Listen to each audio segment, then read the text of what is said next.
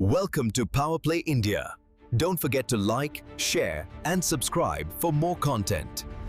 नमस्कार दोस्तों, power play India पर आपका स्वागत है। क्या आपको ऐसा नहीं लगता कि भारत में हर वक्त कहीं न कहीं चुनाव, इलेक्शन चलते ही रहते हैं?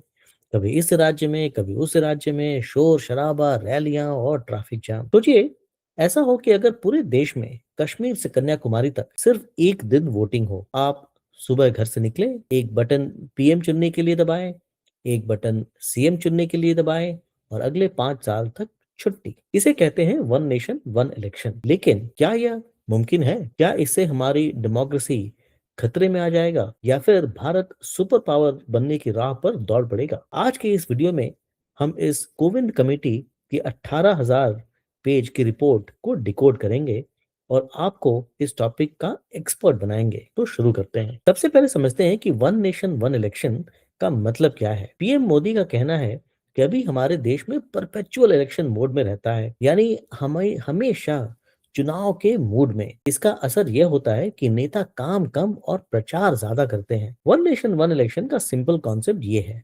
लोकसभा यानी पार्लियामेंट और सभी राज्यों की विधानसभा, स्टेट असेंबली के चुनाव एक साथ सिंक्रोनाइज कर दिए जाएं, यानी एक ही समय पर पूरे देश का वोटर तय करेगा कि केंद्र में किसकी सरकार होगी और राज्य में किसकी। इसका मकसद है देश को कांस्टेंट कैंपेनिंग से निकालकर सस्टेन्ड गवर्नेंस, यानी आप अगर नेता हैं तो आप काम के बारे में सोचिए, कैंपेन के बारे में नहीं। अब मैं आपको एक राज की बात बताता हूँ। बहुत से लोगों को लगता है यह कोई नया आइडिया है। जी नहीं, ये बिल्कुल नया आइडिया नहीं है। 1952 से 1967 तक भारत में वन नेशन वन इलेक्शन ही होता था। जब देश आजाद हुआ तो 1952, 57, 62 और 67 के चुनाव एक साथ ही हुए थे। उस वक्त वोटर एक ही दिन बूथ पर जाता था और दोनों सरकारें चुन लेता था। 1962 में तो पूरा चुनाव सिर्फ 7 दिनों में ही निपट गया था। सोचिए, आज महीने लग जाते हैं, तो फिर ये सिलसिला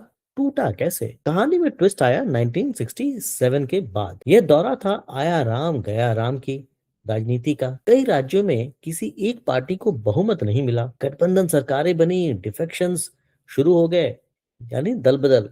एमएलए पार्टियां बदलने लगे और सरकारें ताश के पत्तों की तरह गिरने लगी। इसका नतीजा क्या हुआ? कई विधानसभाएं समय से पहले ही डिसॉल्व हो गईं और फिर 1970 में इंदिरा गांधी ने लोकसभा को भी समय से पहले ही भंग कर दिया। बस यहीं से देश के चुनावी कैलेंडर बिखर गया और आज तक हम उसे जोड़ नहीं पाए हैं। अब सवाल है कि मोदी सरकार इसे वापस क्यों लाना चाहती है? इसके पीछे 3 बड़े कारण हैं। पहला, पॉलिसी पैरालिसिस।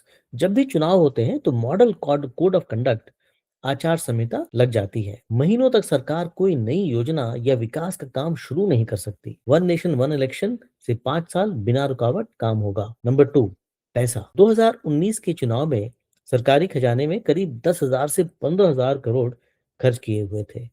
अगर चुनाव एक साथ हो तो यह खर्चा आधा हो सकता है। और नंबर 3, सिक्योरिटी। बार बार चुनाव मतलब बार बार पुलिस और सीआरपीएफ की ड्यूटी।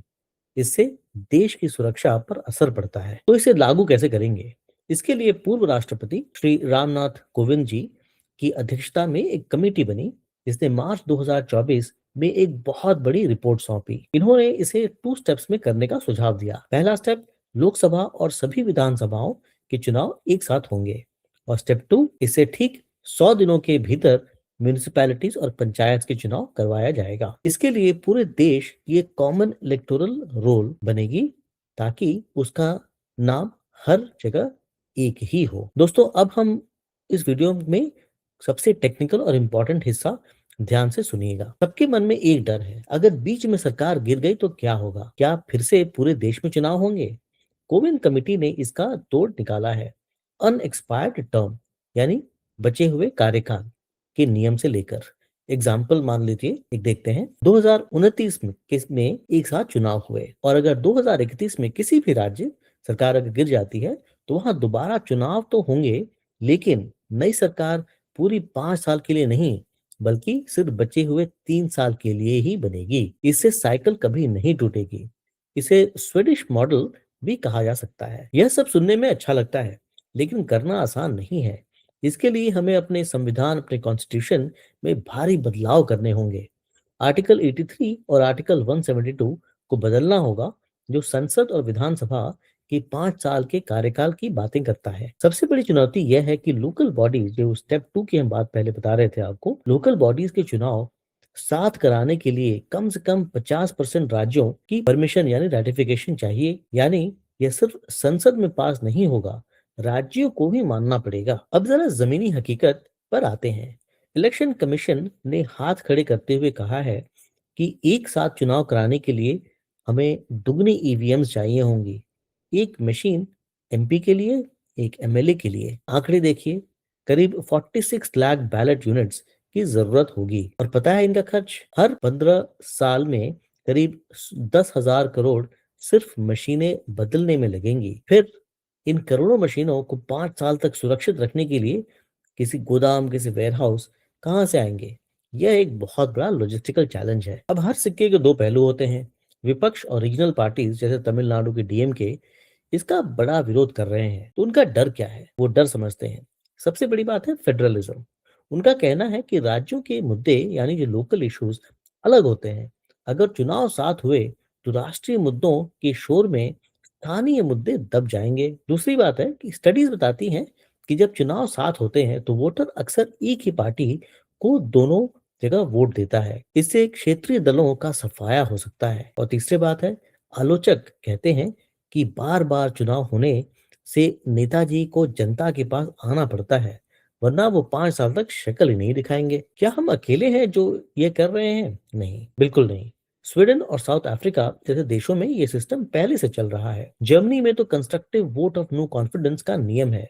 यानी आप पुरानी सरकार को तब तक नहीं गिरा सकते जब तक आपके पास नई सरकार बनाने की जुगाड़ न हो। भारत में पूर्व justice chief justice DY Chandrachud ने भी जेपीसी को कहा है कि यह आइडिया अनकॉन्स्टिट्यूशनल नहीं है, लेकिन इसमें चेक्स एंड बैलेंसेस होने चाहिए ताकि इसका कोई दुरुपयोग ना हो। तो दोस्तों, निष्कर्ष क्या है?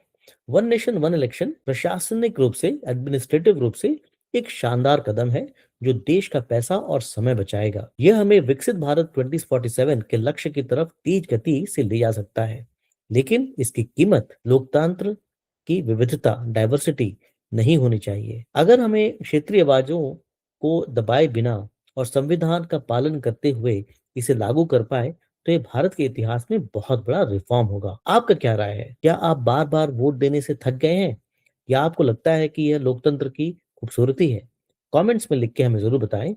और ऐसे ही इन डेप्थ एनालिसिस के लिए पावर प्ले इंडिया को सब्सक्राइब करें। आज का वीडियो देखने के लिए बहुत बहुत धन्यवाद। इस वीडियो को लाइक, शेयर और सब्सक्राइब अवश्य करें, और thank you. Welcome to Power Play India. Don't forget to like, share, and subscribe for more content.